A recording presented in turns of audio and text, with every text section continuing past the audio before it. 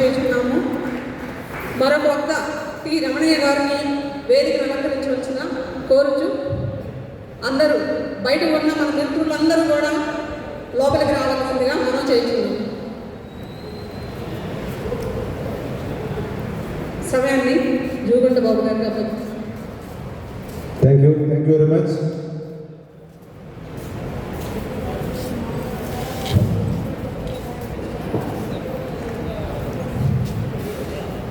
ఈరోజు ఇక్కడికి విచ్చేసినటువంటి సోదరులకు, అలాగే ఉద్యమాల పట్ల అభిమానం, అలాగే దేశం పట్ల గౌరవం, జాతి పట్ల ప్రేమ ఉన్నటువంటి మీ అందరికీ ఉద్యమాభివందనములు. అలాగే ఈ స్టేజ్ని అలంకరించినటువంటి పెద్దలకి నా నమస్కారాలు తెలియజేస్తున్నాను.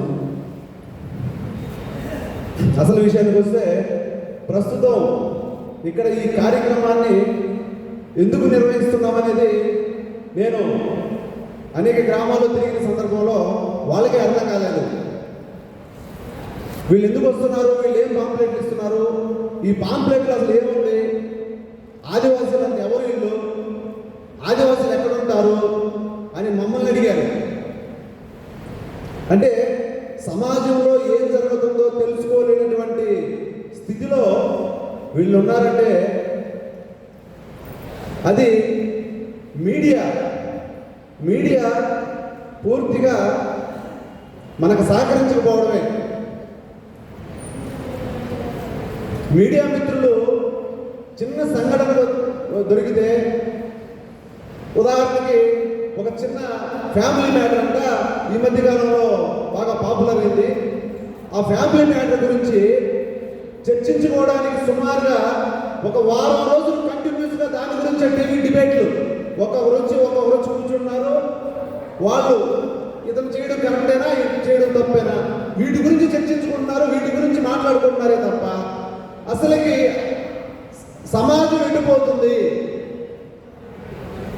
వాళ్ళ పర్సనల్ విషయాల్లో మీడియా అంత జోక్యం చేసుకోవాల్సిన అవసరం ఏంటో అర్థం కావట్లేదు. దేశంలో అనేక సమస్యలు ఉన్నాయి. బాధ్యత కలిగినటువంటి పౌరులుగా ఉన్నటువంటి ఈ మీడియా మిత్రులు వీళ్ళకి మరి ఏమీ కనిపించడం లేదు. వీళ్ళకి ఒక డిబేట్ పెడితే వాళ్ళకి లైక్లు, షేర్లు, అలాగే వాటి కోసం చూస్తున్నారే కానీ సమాజంలో జరిగేటువంటి మంచి చెడు జనాలకు చూపించాలి, వీళ్ళని అవేర్నెస్ తీసుకురావాలి, అలాగే వీళ్ళని చైతన్యవంతులు చేయాలనే ఆలోచన పూర్తిగా తగ్గిపోయింది మన మీడియా మిత్రులకి. కాబట్టి ఈరోజు మనం ఆదివాసీల గురించి మనం మాట్లాడుకుంటున్నాము. ఆదివాసీలు వాళ్ళు ఎవరో కాదు, ఆదివాసీలు అడవుల్లో ఉన్నటువంటి మన సోదరులు. మన హక్కులను, మనం ఈరోజు పీల్చే గాలిని, పర్యావరణాన్ని కాపాడుతూ, అడవులని కాపాడుతూ, మనకు ఊపిరితిత్తులైనటువంటి అడవులను కాపాడుతున్నటువంటి రక్షక భటులు మన సోదరులు ఆదివాసీలు. మరి వీళ్ళకు ఉన్నటువంటి హక్కుల్ని కాపాడేటువంటి ప్రభుత్వాల గురించి మనం ప్రశ్నించాల్సినటువంటి అవసరం లేదా? మన కోసం, మన చరిత్ర కోసం, మన చరిత్ర మరుగున పడిపోతుంటే వీటిని ఎప్పటికప్పుడు తట్టి లేపుతూ, ఉద్యమాలకి ఊపిరి పోస్తూ, పోరాటాలని ఎలా చేయాలో తర్వాతి తరానికి చూపిస్తున్నటువంటి ఈ ఆదిజాతీయుల మీద ఈ కేంద్ర ప్రభుత్వం తీసుకునేటువంటి కఠినమైనటువంటి చట్టాలు వీళ్ళని ఇబ్బంది పెట్టడం, ఇబ్బంది అంటే చంపడం, అక్కడ అడవుల్లో నుంచి వాళ్ళని తరిమివేయడం, అడవుల్లో వాళ్ళు లేకుండా చేయడం, అక్కడ ఉన్నటువంటి అటవీ సంపద మొత్తాన్ని తీసుకొచ్చేసి ప్రైవేటీకరణ చేసి ఈ కార్పొరేట్ల చేతిలో పెట్టేసి పార్టీల కోసం, పార్టీ పనుల కోసం కొంతమంది ఆధిపత్య వర్గానికి చెందినటువంటి నాయకులను లబ్ధి పొందాలనే ఉద్దేశంతో భారతదేశంలో ఉన్నటువంటి మొత్తం సంపద మొత్తాన్ని ఒక 5% మంది ఉన్నటువంటి వ్యక్తుల దగ్గర పోగు చేసుకోవడానికి ప్రయత్నం జరుగుతుందనేది మీడియా మిత్రులకు కనిపించడం లేదా? మీడియా వాళ్ళకి ఎవరు కనిపించడం లేదా?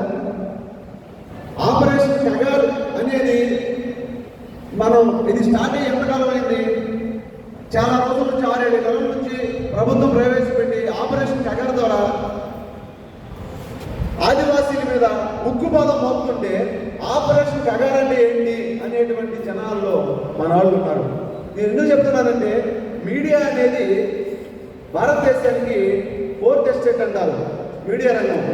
మరి తన పాత్ర పోషిస్తూ ఉందా సరిగ్గా? దండకారణ్యంలో జరిగేటువంటి మారణకాండని జనాలకు చూపించేటువంటి బాధ్యతని ఎంత మేరకు తీసుకుంటుంది?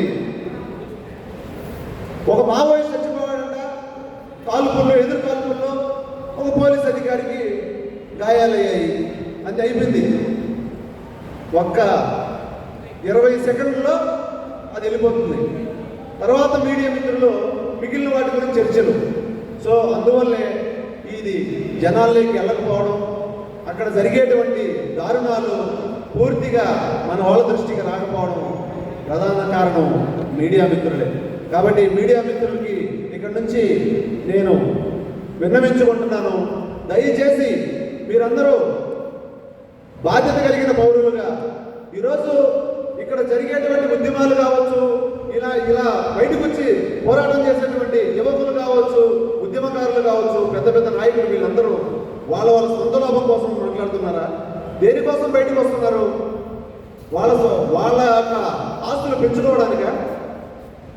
భారతదేశంలో ఉన్నటువంటి అటవీ సంపద 10, 20, 30 తరాలకు సరిపడేటువంటి అటవీ సంపద మన భారతదేశంలో ఉంది.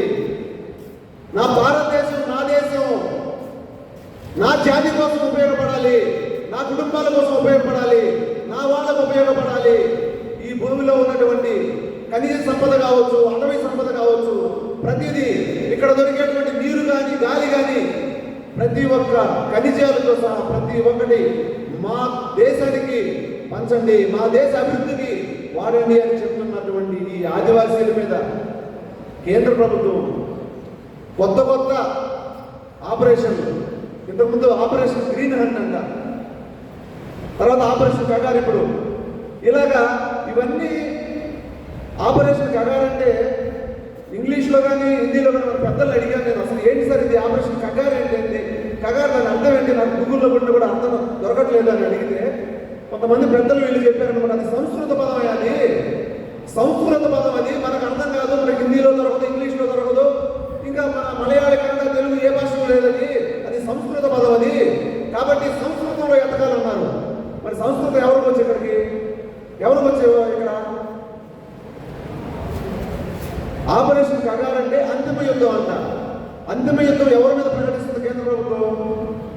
అంతిమ యుద్ధం అనేది ఇతర దేశాలు మన దేశాన్ని మీద దండెత్తినప్పుడు, ఇతర దేశాల నుంచి మన దేశాన్ని రక్షించుకోవాలనుకున్నప్పుడు, ఇతర దేశాల నుంచి మనకి హాని పొందుతున్నప్పుడు పెట్టేటువంటి పేరుని మన ఆదివాసీ బిడ్డల మీద వీళ్ళని తరిమి వేయాలి, అడవుల నుంచి వీళ్ళని ఖాళీ చేపించేసి అక్కడ ఉన్నటువంటి అడవుల మొత్తం కొట్టేసి అడవులో ఉన్నటువంటి సంపద మొత్తాన్ని కార్పొరేట్లకి అప్పగించాలనేటువంటి ఒక దురుద్దేశంతో ఇలాంటి చట్టాలు తీసుకురావడం ఎంతవరకు కరెక్ట్ అనేది నేను కేంద్ర ప్రభుత్వాన్ని ప్రశ్నిస్తున్నాను. దయచేసి ఒక్కసారి ఆలోచించండి. పెద్దలు, ఈ ప్రజాప్రతినిధులు అని చెప్పుకునేటువంటి ఈ పెద్దలు, మీరు తీసే ప్రతి ప్రాణం వాళ్ళ తల్లిదండ్రులు కూడా 9 నెలలు కడుపులో పెంచుకునే పిల్లల్ని, ఎవరు మీ బిడ్డల మీద మీకు ఎలాంటి మమకారాలు ఉన్నాయో వాళ్ళ బిడ్డలకు, మా బిడ్డలందరికీ అలాంటి మమకారాలు ప్రతి ఒక్క బిడ్డకు ఉంటుంది. కానీ పోయే ప్రాణాలకు మీకు విలువ లేదు. ఒక మనిషి చచ్చిపోతే ఆ మనిషి కోసం మీరు ఎన్నెన్నో ఏవేవో పేర్లు పెట్టేసి వాళ్ళు సంఘ సంస్కర్తలు అంట ఏదో చెప్తారు. మరి ఈరోజు భారతదేశంలో ఉన్నటువంటి అటవీ సంపదను కాపాడుకోవడం కోసం, అలాగే వాళ్ళ ఉనికిని వాళ్ళు కాపాడుకోవడం కోసం వాళ్ళని మేము బతకాలరా, ఇక్కడ మేము ఎప్పటి నుంచో ఇక్కడే ఉన్నాము, ఇక్కడ నుంచి మేము ఎందుకు వెళ్తాము, మా భూమి ఇది, మేము ఎందుకు వెళ్ళి ఖాళీ చేయాలని వాళ్ళు అడిగి ప్రశ్నిస్తే వాళ్ళని, మగవాళ్ళనైతే పురుషులనైతే ఎన్కౌంటర్లు చేయడం, అరెస్టులు చేయడం, జైలు పంపించడం జరుగుతున్నాయి. అలాగే మహిళల మీద అయితే వాళ్ళ మీద కేసులు పెట్టడం, జైలుకు పంపించడము, లేదంటే వాళ్ళకి ఇంకొకటి ప్రత్యామ్నాయంగా వేరే మా ఆడవాళ్ళని అత్యాచారాలు చేయడం, సామూహిక అత్యాచారాలు. భారతదేశానికి కాపలా కావాల్సినటువంటి ఈ సాయుధ బలాలు ఏవైతే ఉన్నాయో వీళ్ళందరూ కూడా ఇందాక చెప్పినటువంటి పెద్దలు ఈ మధ్య భారతదేశంలో టెంట్లు ఏర్పాటు చేసుకొని అక్కడ ఎందుకు కాపలా కాస్తున్నారు? అక్కడ అడవులోకి వెళ్ళడానికి 6 లైన్ల రోడ్లు, 8 లైన్ల రోడ్లు ఎందుకు అవసరం? వాళ్ళకి అవసరమా? ఈరోజు మౌలిక సదుపాయాలు లేనటువంటి ఎన్నో గ్రామాలు ఇక్కడ మైదాన ప్రాంతాల్లో ఇబ్బందులు పడుతున్నటువంటి సందర్భాలు మనం చూస్తున్నాం. కానీ అడవుల్లో ఉన్నటువంటి వ్యక్తుల కోసం 8 రోడ్ల లైను, 6 రోడ్ల లైన్లు ఎందుకు వేస్తున్నారా అంటే అందులో అడవుల్లోకి వాహనాలు వెళ్ళడానికి, అక్కడ ఉన్నటువంటి సంపదను దోచుకోవడానికి వాళ్ళకి అనుకూలంగా ఏర్పాటు చేసుకుంటున్నారు. కాబట్టి మిత్రులందరూ కూడా దయచేసి ఈ విషయాలను గమనించాలి. ఇది పోరాటం అనేది ఒకరిద్దరు చేస్తే ఆ పోరాటం ప్రభుత్వాలు ఎట్టి పరిస్థితుల్లో పట్టించుకునేటువంటి పరిస్థితులు లేవు. మహానుభావులు బాబాసాహెబ్ అంబేద్కర్ గారు మహత్ చెరువు కోసం పోరాటం చేశారు. మహాసత్యాగ్రహం. ఆ చెరువులో నీళ్లు తాగడానికి పోరాటం చేశారు. ఎవరన్నా మీరు మనం తెలియనటువంటి వ్యక్తులు ఆశ్చర్యపోతాం కదా, నీళ్ళ కోసం పోరాటం ఏంటని. అలాగే జరిగాయి. అప్పటి రోజులు కొండల్లోనో మురికి గుంతల్లోనో నీళ్లు తాగేటువంటి పరిస్థితుల్లో ఆ చెరువులో నీళ్లు మేము ఎందుకు తాగకూడదు, ఆ చెరువులో నీళ్లు తాగకూడదు, ఎందుకు తెగకూడదు, ఆ చెరువులో నీళ్లు మేము ఎందుకు వాడుకోకూడదని ఆ రోజు మహానుభావుడు బాబాసాహెబ్ అంబేద్కర్ గారు ఆ రోజు ఒక పోరాటం చేసి దేశవ్యాప్తంగా ఆ పోరాటం, ఆ ఉద్యమాలు విజయవంతమయ్యి అక్కడ ఉన్నటువంటి ప్రతి ఒక్కరికి, మన దేశంలో ఉన్న ప్రతి ఒక్కరికి కూడా నీటి మీద హక్కు కల్పించేటువంటి చట్టాలు తీసుకొచ్చినటువంటి మహానుభావుడు బాబాసాహెబ్ అంబేద్కర్. మరి ఆయన ఆశయ సాధన కోసం, ఆయన ఆశయాల కోసం ఆయన పాటలో మనం నడవాల్సినటువంటి వ్యక్తుల్ని, ఉద్యమాలు ఎలా చేయాలో, పోరాటాలు ఎలా చేయాలో బాబాసాహెబ్ అంబేద్కర్ గారు మనకు కళ్ళ చూపించారు. ఒక్కసారి చరిత్ర తెలియజేస్తే పూర్తిగా బాబాసాహెబ్ అంబేద్కర్ గారు ఈ దేశంలో మన ఉనికిని తెలియజేయడం కోసం, మేము ఇక్కడ బతకడం కోసం, ఇక్కడ నివసించడం కోసం పోరాటం చేస్తూనే ఉన్నాము. పోరాటం చేస్తూనే చచ్చిపోతున్నాం. మా ముత్తాతల నుంచి, మా తరతరాల నుంచి మేము ఇక్కడ పోరాటాలు చేస్తూనే బతుకుతున్నామని చెప్పేసి బాబాసాహెబ్ అంబేద్కర్ గారు ఆవేదనతో ఎన్నో ఉద్యమాలు చేశారు. కానీ మనం అనుకుంటాం కదా, వీళ్ళు కొంతమంది ఆధిపత్య వర్గానికి చెందిన వ్యక్తులు మహత్సవ ఉద్యమం గురించి ఎక్కడ పుస్తకాల్లో ఉన్నాయంటే కనిపించదు అది. కానీ ఉప్పు సత్యాగ్రహం గురించి అయితే ఉంటుంది. ఉప్పు సత్యాగ్రహం ఈ రోజు కూడా ₹2, ₹3, ₹5 ఉప్పు దొరుకుతుంది. మరి నీటి కోసం, నీటి వనరుల కోసం ఆ రోజు చేసినటువంటి ఉద్యమం కళ్ళ కనిపించరా? వీళ్ళు అదే అప్పటి నుంచి ఇప్పటి వరకు ఈ భారతదేశం ఎవరి చేతుల్లో నడుస్తుంది? వీళ్ళు అధికారం కోల్పోతే ఇంకొకరు, వాళ్ళ అధికారం కోల్పోతే ఇంకొకరు. వీళ్ళందరూ కూడా సనాతన ధర్మాన్ని పాటిస్తూ వాళ్ళ యొక్క మను ఆలోచనలతో ముందుకెళ్ళేటువంటి మన దుర్మార్గమైనటువంటి ఆలోచించినటువంటి వ్యక్తులు, సాటి మనిషిగా చూడనటువంటి ఈ వ్యక్తులు నిజంగా వీళ్ళని మనుషులు ఏమో అర్థం కాదు. కాబట్టి దయచేసి సమయం లేదు, అందరూ కూడా చాలా మంది మాట్లాడాలి. ఇక్కడికి వచ్చినటువంటి వ్యక్తులు చాలా మంది వెళ్ళిపోయారు. దయచేసి ఒక్కరోజు ఇక్కడ కూర్చోమంటే చాలా ఇబ్బందిగా ఫీల్ అయిపోతున్నారు. మనం ఇబ్బందిగా ఫీల్ అయిపోయి ఈరోజు కూర్చోవడానికే, ఒకరోజు మాట్లాడడానికే, ఒకరోజు ఇక్కడ నిలబడి అసలు ఏ జరుగుతుంది సమాజంలో, మనం ఏం కోల్పోతున్నామో అనేటువంటి తెలుసుకోవడానికి కూడా ముందుకు రానటువంటి సమాజంలో మనకి ఎక్కడ న్యాయం జరుగుతుంది? చెప్పండి. ఫోన్ తీసుకుంటే యూట్యూబ్ ఆన్ చేసుకుంటాం. యూట్యూబ్ ఆన్ చేస్తే ఏమేమి చూస్తామో మనకే తెలియదు. టైం అయిపోతే 24 గంటలు. మహిళలు కానీ, విద్యార్థులు కానీ, ఉద్యోగస్తులు కానీ మీ సమయాన్ని వృధా చేసుకుంటున్నారని నేనైతే ఖచ్చితంగా నమ్ముతున్నాను. మీ సమయాన్ని ఎంతో కొంత సమాజం కోసం బాబాసాహెబ్ డాక్టర్ బిఆర్ అంబేద్కర్ గారు చెప్పినట్టు పే బ్యాక్ టు సొసైటీలో భాగంగా ఎంతో కొంత మీ జ్ఞానాన్ని కానీ మీ సమయాన్ని కానీ మీ ఆర్థికమైనటువంటి వనరులను కానీ మీ తర్వాతి తరానికి అందించమని చెప్పినటువంటి వీటిని ఎంతమంది పాటిస్తున్నారు, ఎంతమంది అవలంబిస్తారు అనేది మీ మనసులో మీరే ప్రశ్నించుకోండి. దయచేసి ఇది ఇక్కడతో స్టార్ట్ అయిన ఉద్యమం, ఈ ఉద్యమాలు భారతదేశంలో పుట్టినటువంటి ఉద్యమాలు ఏ ఉద్యమం కూడా వీగిపోలేదు. ఈ విషయాన్ని మీరు అందరూ గుర్తుపెట్టుకోండి. ఇక్కడికి వచ్చి మాట్లాడినటువంటి వ్యక్తులు కాసేపు మాట్లాడి వెళ్ళిపోతున్నారు, వాళ్ళకి ఏం బాధ్యత లేదు, వాళ్ళు ఏదో చెప్పాలనుకుంటారు, మమ్మల్ని పిలిచారు, కూర్చున్నాము, మాట్లాడాము, విన్నాము, వెళ్ళిపోయాము అని అనుకునేటువంటి ఆలోచన నుంచి బయటికి రావాలి. ఖచ్చితంగా ఒక దృఢ నిశ్చయంతో ఈ భారతదేశంలో ఈ చట్టాలకు వ్యతిరేకంగా ఈ కేంద్ర ప్రభుత్వం తీసుకునేటువంటి నిర్ణయాలకి వ్యతిరేకంగా పోరాటం చేయాలి. ఖచ్చితంగా దేశవ్యాప్తంగా ఈ ఉద్యమాలంటే ఏంటో ఈ కేంద్ర ప్రభుత్వాలకి, రాష్ట్ర ప్రభుత్వాలకి తెలియజేయాలని వచ్చినటువంటి వ్యక్తులు వీళ్ళందరూ కూడా, ప్రతి ఒక్కరు కూడా వాళ్ళు ఏదో ఇక్కడికి వచ్చేసి టైం పాస్ వచ్చినటువంటి వ్యక్తులు ఎవరు కాదు. మీరందరూ కూడా భాగస్వామ్యం అయ్యి ఈ ఉద్యమాల్లో పాల్పంచుకుంటే ఉద్యమాల ద్వారానే మన ఉనికిని మనం తెలియజేసుకోగలం, ఉద్యమాల ద్వారానే మన హక్కులు మనం కాపాడుకోగలం. ఈ విషయాలందరూ కూడా అన్ని కూడా మీరందరూ కూడా గమనించాలి. మనం కూర్చోనంటే ఏ చట్టం రాలేదు, మన ఇళ్లలో కూర్చోనంటే ఏ చట్టం రాదు. మన హక్కులు మనం కాపాడుకోవాలన్నా ఈరోజు భారత రాజ్యాంగంలో ఉన్నటువంటి ఆర్టికల్ 4, ఆర్టికల్ 5లో ఉన్నటువంటి చట్టాలు అమలు చేయమని చెప్పి ఉద్యమ నాయకులు, అలాగే విద్యావంతులు, సమాజ శ్రేయస్సు కోరేటువంటి నాయకులు అడుగుతుంటే వీళ్ళందరూ తీసుకుపోయేసి పోలీస్ స్టేషన్లో కొత్త కేసులు పెట్టి అరెస్టులు చేసి వీళ్ళ మీద లేనిపోని కేసులు పెడుతున్నటువంటి సందర్భాలు మనం చూస్తున్నాము. కాబట్టి ప్రశ్నించడానికి అందరూ కూడా సమాయత్తం అవ్వాలి. ఈ ఉద్యమంలో మీరందరూ కూడా భాగస్వాములు అవ్వాలి. మీ భాగస్వామ్యంతోనే ఈ ఉద్యమాన్ని పోరాటం దిశగా ముందుకు వెళ్ళగలం అనేది ఈ సభాముఖం మీకు తెలియజేస్తూ, ప్రతి ఒక్కరు కూడా ఈ ఆదివాసీ ఉద్యమం ఒకటే కాదు, ఆదివాసీ మొన్నటికి మొన్న మీకు తెలుసు రైతు చట్టాలు తీసుకొచ్చినటువంటి కేంద్ర ప్రభుత్వం ఆ రైతు చట్టాలను కూడా విత్డ్రా చేసుకొని మళ్ళీ ఆ చట్టాలు మొత్తం వెనక్కి తీసుకున్నటువంటి సందర్భం మనం చూసాము. మరి ఎందుకు తీసుకున్నది? ఉద్యమాలు చేయడం.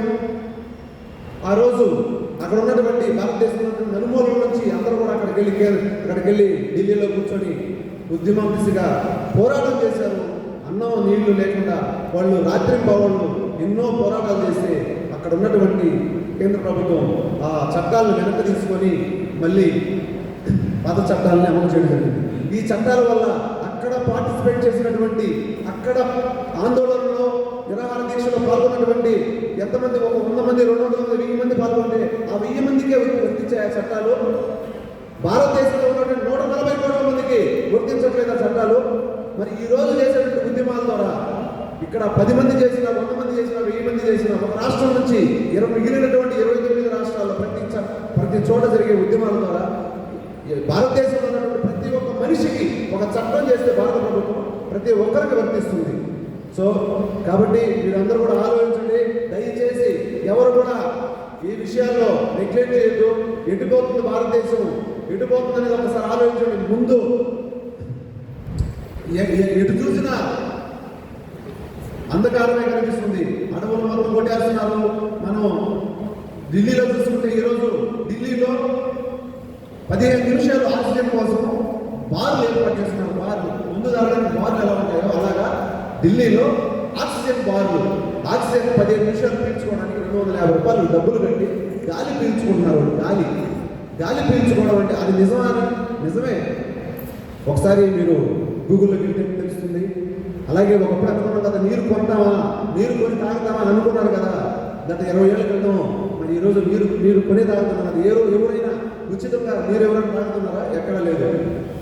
భవిష్యత్తులో అలాంటి పరిస్థితులు రాకుండా ఉండాలంటే ఖచ్చితంగా ఇక్కడి నుంచి ఉద్యమ దిశగా యువత కావచ్చు, ఉద్యమకారులు కావచ్చు, ప్రజా సంఘాలు కావచ్చు, అందరూ కూడా కలిసి ఈ పోరాటాన్ని జయప్రదం చేయాలని, అలాగే ముందుండి నడిపించాలని మీ అందరిని వేడుకుంటూ ఈ అవకాశం ఇచ్చినటువంటి పెద్దలకి నా నమస్కారాలు తెలియజేస్తున్నాను. జై భీమ్, జై భీమ్, జై భీమ్.